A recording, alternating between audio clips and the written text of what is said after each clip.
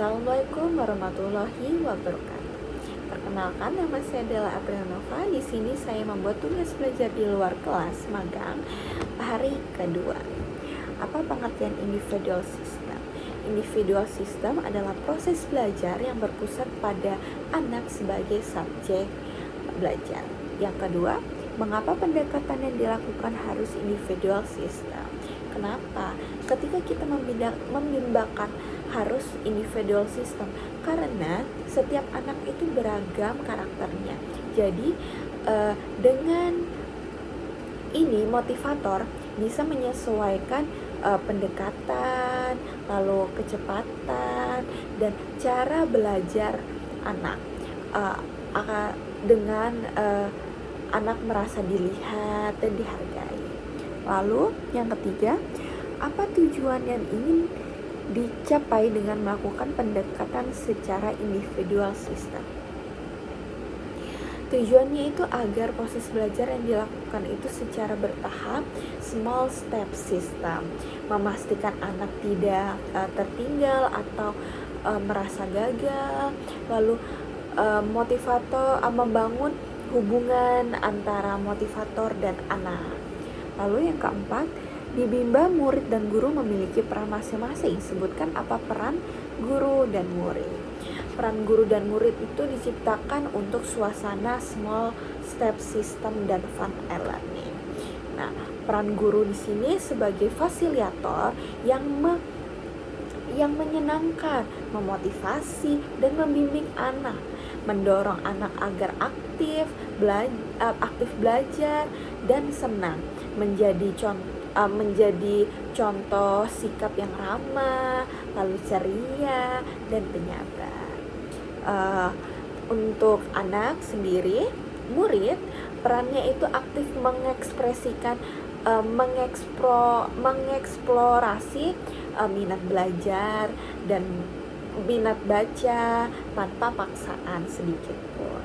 Lalu yang kelima, apa perbedaan antara metode individual system dengan classical system? Perbedaannya itu individual system itu perbandingannya sedikit. Misal kalau di kelas di Bimba itu guru 1 dan muridnya 5, jadi perbandingan sedikit. Kalau classical system itu perbandingannya banyak, seperti di Zoom jadi satu guru bisa 30 orang seperti itu, 30 anak seperti itu. Lalu materinya berbeda. Di Bimba materi setiap anak berbeda, jadi tingkatannya berbeda. Kalau di classical system dia materinya seragam, jadi sekelas semuanya materinya sama serentak. Lalu kurikulumnya menyesuaikan, jadi bila di Bimba kurikulumnya menyesuaikan sesuai anak. Kalau di classical system kurikulumnya dia sudah ditentukan, jadi kurikulum selama 6 bulan itu sudah ditentukan. Lalu anak sebagai subjek belajar. Kalau classical system itu guru yang sebagai subjek belajar. Oke. Lalu yang ke-6, apa dampak yang akan terjadi bila pendekatan dilakukan secara individual system? Bagaimana yang dilakukan motivator? Nah, kenali karakter anak, lalu melakukan bimbingan person to person, lalu memastikan suasana belajar itu menyenangkan. Lalu satu langkah motivator itu harus satu langkah lebih maju daripada anak. Jadi memasuki dunia anak dengan bernyanyi, berdialog dan bercerita. Lalu yang ketujuh, apa dampak yang akan terjadi bila pendekatan dilakukan secara individual system? Dampaknya yang terjadi adalah anak akan merasa lelah, anak akan merasa lebih dihargai dan termotivasi karena pembelajarannya itu sesuai dengan kecepatan dan gaya belajar anak. Lalu guru akan mengidentifikasi masalah pada anak, setiap anak. dan diberi solusi secara langsung. Lalu materi dapat disederhanakan dan disesuaikan dengan sesuai kondisi anak dan kemampuan anak. Lalu yang kedelapan, apa dampak yang akan terjadi bila pendekatan dilakukan secara classical system? Jika classical system itu dilakukan di Bimba, maka akan terbalik dengan individual system. Kenapa? Karena dampaknya itu jangka panjang, yaitu anak akan belajar karena perintah, jadi karena disuruh, bukan keinginan diri sendiri anak. Lalu yang selanjutnya, apa pengertian variation skill? Variation skill itu adalah kemampuan yang harus dimiliki setiap motivator dalam memvariasikan antara aspek belajar dengan kegiatan bermain sambil belajar. Lalu, mengapa kegiatan belajar harus divariasi? Mengapa? Karena anak itu mempunyai rentan konsentrasi yang pendek, mudah teralihkan, cepat bosan pada suatu kegiatan. Jadi supaya anak itu tidak bosan, tetap semangat, aktif, antusias, dan terus fokus dan tertarik, supaya tertarik dengan kegiatan.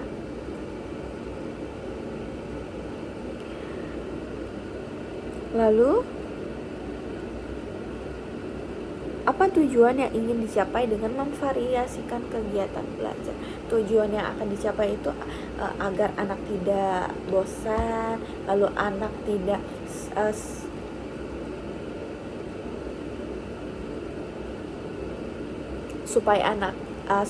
agar anak tidak bosan, agar anak tetap semangat, agar anak tetap antusias dalam belajar, agar anak tertarik dengan kegiatan-kegiatan yang ada pada sesi pembelajaran. Lalu, sebutkan 3 aspek belajar. 3 aspek belajar itu ada afektif, kognitif, dan psikomotorik. Kalau di Bimba itu adanya psikomotorik halus. Lalu kegiatan apa yang termasuk aspek kognitif?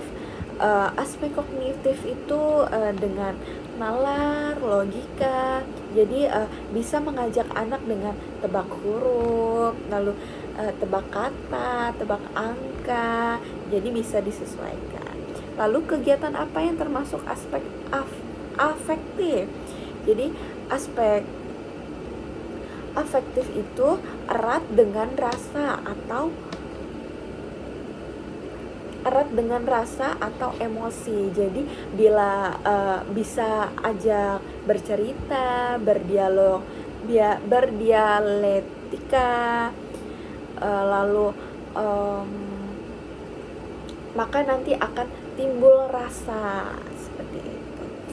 Kegiatan apa yang termasuk aspek psikomotorik halus? Nah, contohnya itu memegang pensil. Jadi mengajak menarik garis, mewarnai, menulis. Jadi memegang pensil itu dengan melihat, cara menarik garis seperti ini, pensil seperti itu. Lalu, bagaimana cara motivator memvariasikan kegiatan belajar dengan aspek belajar? Nah, supaya terhindar dari kegiatan dalam satu aspek yang berturut-turut, contohnya misalnya anak suka menulis, jadi inginnya tuh terus-menerus menulis terus. Nah, itu boleh asal itu keinginan dari diri anak itu sendiri. Namun ketika anak itu cepat bosan, kita sebagai motivator atau guru itu langsung mengajak anak untuk misal tebak angka atau tebak huruf. Jadi supaya dapat memvariasikan suatu aspek ke aspek lainnya. Seperti itu. Lalu, apa yang dimaksud dengan of the law of effect, hukum akibat? Jadi the law of effect adalah prinsip dasar yang menyatakan bahwa segala kegiatan belajar yang dirasa menyenangkan oleh anak akan cenderung diulangi terus-menerus. Jadi akan diulangi oleh anak, diulangi oleh anak. Atas kemauan diri tanpa paksaan oleh siapapun. Dalam Bimba, hukum ini menekankan bahwa fokus utama bukanlah hasil, melainkan pengalaman positif anak saat belajar, sehingga minat belajarnya tumbuh secara intrinsik seperti itu. Lalu apa yang dimaksud dengan the law of exercise, hukum latihan?